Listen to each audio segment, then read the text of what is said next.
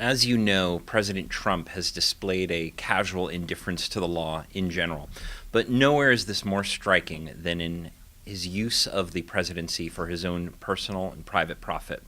In our call for an impeachment investigation, we have focused on two specific violations of the United States Constitution that we know for a fact that President Trump is in violation, and just as importantly, that these are well established as grounds for impeachment.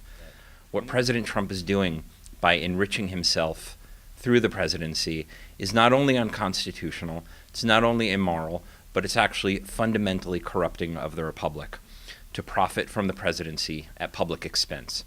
He's doing this in two main ways that violate specific provisions of the Constitution. The first is by taking money from foreign governments. The founders of the Constitution were actually quite concerned about federal officials being influenced by payments from foreign states, and they put a provision in the Constitution known as the Foreign Emoluments Clause or the Foreign Corruption Clause that specifically prohibits these types of arrangements. The second category is enriching himself from the public treasury.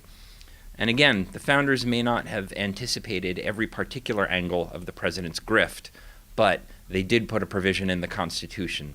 And it's called the Domestic Emoluments Clause, or also known as the Presidential Compensation Clause. It provides that the president is paid with a fixed salary that's set by Congress for his entire term of office and not a penny more. But what President Trump is doing is using the Treasury as a kiddie for travel to his own resorts and hotels and rent in his buildings so that he can enlarge his salary from the Treasury without complying with this provision of the Constitution. One of the leading founders, Edmund Jennings Randolph, who was confronted at the Virginia Ratifying Convention with an argument against adoption of the Constitution on the grounds that the president might be too powerful and too subject to outside influence, cited these provisions, the Foreign Emoluments Clause and the Domestic Emoluments Clause, and said, if discovered, he may be impeached.